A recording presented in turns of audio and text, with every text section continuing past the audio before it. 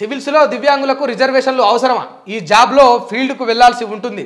స్మితా సబర్వాల్ వివాదాస్పద ట్వీట్ చేసింది. క్షమాపణ చెప్పాలని చెప్పేసి ఇక వీరయ్య అంటా ఉన్నాడు. ఆమెపై సీఎం చర్యలు తీసుకోవాలని ఐఏఎస్ కోచింగ్ ఇస్తారు కదా బాలలత మేడం గారు కూడా అంటా ఉన్నారు. ఏమంటా ఉన్నారంటే సివిల్స్లో దివ్యాంగులకు రిజర్వేషన్లు అవసరమా? సివిల్స్లో దివ్యాంగులకు ఎవరైతే కొంచెం ఇక అవిటితనంతో ఉంటారో వాళ్ళకు ఈ రిజర్వేషన్లు అవసరమా అని క్వశ్చన్ చేస్తూ ఉన్నది. ఒకసారి ఎందుకట అంటే ఈ జాబ్లో ఫీల్డ్కు వెళ్ళాల్సి ఉంటుందట. ఈ జాబ్లో ఫీల్డ్కి వెళ్ళాల్సి ఉంటుందట. సరే ఒకసారి మేడం అన్నది కూడా మనం క్యాలిక్యులేట్ చేసుకుంటే కాళ్ళు చేతులు రెండు కాళ్ళు రెండు చేతులు లేని వాళ్ళు నిక్కసోళ్ళు స్విమ్మింగ్ చేస్తూ ఉన్నారు. ఒక చేతులు లేనోడు బండి నడుపుతూ ఉన్నాడు. కాళ్ళు లేనోడు చేతులతోటే నడుస్తూ ఉన్నాడు. ఒలింపిక్స్లో పాల్గొంటూ ఉన్నారు. అది ఫీల్డ్ కంటే ఘోరం కదా. ఫిజికల్గా చేయాల్సిందే పని. ఫీల్డ్ కంటే పోయి ఏం చేయాలి? లాఠీ పట్టుకొని తంతా ఉండాలి, కొడుతూ ఉండాలి, కట్టెబెట్టి నూకుతూ ఉండాలా. కాళ్ళు చేతులు అన్నీ చక్కగా ఉన్న ఐఏఎస్లు ఇంతవరకు ఈ దేశంలో ఎంత పాటు పీకినరో మేడం స్మితా గారు చెప్పాలి. మేడం స్మితా గారు చెప్పాలి ఖచ్చితంగా. కాళ్ళు చేతులు రెండు చక్కగా ఉండి వాళ్ళు విధుల్లో ఉండి ఇన్నేళ్ళు అవుతా ఉన్నది కదా స్వాతంత్రం వచ్చి ఏడేడ ఎంతెంత పీకినరో అంటే పీకడం ఇన్ ద సెన్స్ ఈ భారతీయుల్లో కలుపు మొక్కలు అంటారు కదా అంతటి ఆ లంచాలు తీసుకునే అవినీతికి పాల్పడే ఎన్ని కలుపు మొక్కలను మీరు పీకినరో ఒక లిస్ట్ చెప్పగలుగుతారా మేడం స్మితా గారు? చెప్పగలుగుతారా? ఒక్క లిస్ట్, అట్లీస్ట్ ఒక 10 మెంబర్స్ లిస్టు, ఒక గొప్ప ఐఏఎస్లు మొత్తం రాష్ట్రాన్ని దేశాన్ని మొత్తం మార్చేసి తీర్చేసి దిద్దేసిన ఆ లిస్టు మీరు ఇవ్వగలుగుతారా? ఈవెన్ అన్ని చక్కగా ఉన్నాడు కంటే ఏం చక్కగా లేనోడే మంచిగా చేస్తాడు పని. ఫీల్డ్కి పోయి ఏ పాటు పీకిండ్రు? కాళ్ళు చేతులు చక్కగా ఉన్న వాళ్ళు అధికారులు, కాళ్ళు చేతులు చక్కగా ఉన్న అధికారులు ఫీల్డ్కి పోయి ఏం పీకిండ్రు? రిజర్వేషన్లు అవసరమా అని దాని మీద క్వశ్చన్ చేస్తూ ఉన్నారే. కాళ్ళు చేతులు చక్కగా ఉండి పోయినాడు ఏం పీకిండు? దీనికి ఆన్సర్లు ఉండవు. ఈ కాళ్ళపైన చేతులపైన రెక్కలపైన ఆ రెక్కలు లేనోడికి ఉన్న రిజర్వేషన్ పైన చేతిలో అనుకున్న రిజర్వేషన్ పైన అణచివేతకు గురైనోడి రిజర్వేషన్ పైన దీనిపైనే తప్ప మరి ఎవడెంత దోసుకుంటుండు ఎవడెంత తింటుండు లంచాలు తీసుకుంటూ వాళ్ళని ఏ పార్టీ శిక్షిస్తూ ఉన్నారు? అవినీతి సొమ్ము కూడగట్టుకున్న నల్లధనం ఉన్న రాజకీయ నాయకులకు ఎంతమందికి శిక్షలు పడ్డాయి? దీని గురించి మాట్లాడే దమ్ము ఎవరి దగ్గర ఉండదే? దీనిపైన చర్యలు తీసుకునే దమ్ము ఎవరి దగ్గర ఉండదే? ఏమంటే ఇక దివ్యాంగుల రిజర్వేషన్ల పైన ట్వీట్ చేయడానికి మాత్రం ఫోను డాటా మొత్తం బుర్రు నురుకొచ్చి ట్విట్టర్ ఓపెన్ ఆటోమేటిక్గా టిక్ అదే టైప్ చేసుకొని వెళ్ళిపోతుంది ట్వీట్.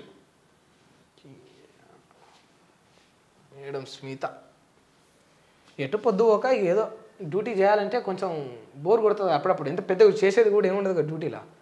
సైన్లు పెట్టాలి, పైసలు తీసుకోవాలి. పోటెత్తుతున్న వరద కృష్ణా గోదావరి ప్రాజెక్టుల్లోకి భారీగా ఇన్ఫ్లో. జూరాలకు 1.11 లక్షలు, శ్రీశైలానికి 1,00,000 క్యూసెక్కులు. భద్రాచలం వద్ద ఉధృతంగా గోదావరి మొదటి ప్రమాద హెచ్చరిక జారీ.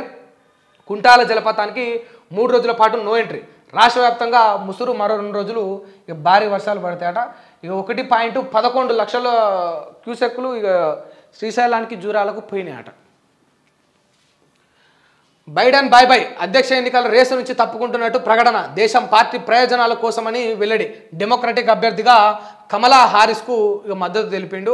ఆయనే ఇక అమెరికా అధ్యక్షుడి యొక్క పోటీలో ఉండనని చెప్పేసి ఆయనే స్వయంగా తెలిపి ఆ యొక్క పోటీ నుంచి తప్పుకున్నాడు. ఎందుకట అంటే ఇక దేశ మరియు పార్టీ ప్రయోజనాల కోసమేనట. అంటే ఆయన ఉంటే ఆ దేశానికి అంత ప్రయోజనం కాదని ఆయన భావించినట్టు ఇక ఒప్పేసుకున్నాడు.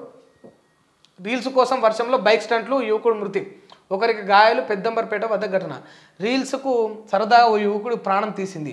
వర్షంలో రీల్స్ కోసం బైక్ స్టంట్స్ చేస్తూ ఓ యువకుడు మృతి చెందగా మరో యువకుడు గాయపడ్డాడు. ఈ ఘటన హైదరాబాద్లోని పెద్దంబర్పేటలో శనివారం సాయంత్రం జరగగా ఆలస్యంగా వెలుగులోకి వచ్చింది. స్టంట్ ఇది.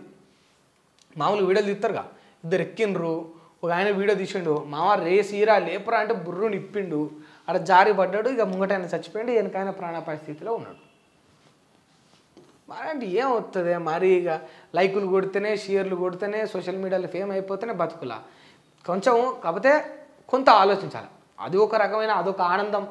ఇక ఎవరికి ఆనందం ఎందులో దొరుకుతుందో తెలియదు కదా. అదొక కొందరు అందులో వెతుక్కుంటారు. వెతుక్కుంటే తప్పు లేదు, కానీ ఆనందం కోసం మరి ప్రాణాలు తీసుకునేంతకు తెగించకపోతే బాగుంటుంది. ఎందుకంటే అందరం బాగానే ఉంటాం, చచ్చినోడు చచ్చిపోతాడు, ఏముండదు కాడ. ఇక ఆత్మలు అంటారు, దయ్యాలు అంటారు, దేవుళ్ళు అంటారు, నరకం అంటారు, అదంతా కూడా ఇక కాలం మెరుగు, మనకు తెలియదు. కానీ ఇక చచ్చిపోయిన తర్వాత అక్కడైతే ఏమవుతుండదు కదా, మిగతా బాధ, గోస, శోకం అంతా కూడా ఎవరికి ఉంటుంది, కడుపుకోత అంతా కూడా కనిపించిన తల్లిదండ్రులకు ఉంటుంది. మనని నమ్మి ప్రేమించి కని కష్టపడి పైసలు పెట్టి అప్పు చేసి సప్పు చేసి 1,00,000 2 లక్షల బండ్లు కొనిచ్చి మనని స్వేచ్ఛనిస్తే ఇక మనం ఏం చేస్తూ ఉన్నాం? ప్రాణాలు అర్పించి స్వాతంత్రం తెచ్చుకుంటే మనం బైక్ల మీద స్టంట్లు చేసి ప్రాణాలు తీసుకుంటా ఉన్నాం. మనకు స్వాతంత్రం వచ్చింది కదా, మనని ఎవరు చంపక్కర్లే, మనని మనం చంపుకుంటే సరిపోతుంది. అంటే ఇది ఒక ఈ ఇన్సిడెంట్ అనే కాదు, కానీ ఇట్లా దేశంలో చాలా ఉంటాయి. మన అత్యల్పం వల్ల ప్రాణాలు అర్పించి తెచ్చుకున్న స్వతంత్ర భారతదేశంలో మన అత్యల్పం వల్ల మన ప్రాణాలు మనమే తీసుకుంటున్నాం అంటే ఎంతటి దౌర్భాగ్య పరిస్థితిలో ఉన్నాము ఈ దేశంలో మనం అనేది మనం ఆలోచన చేసుకోవాలి ఒకసారి.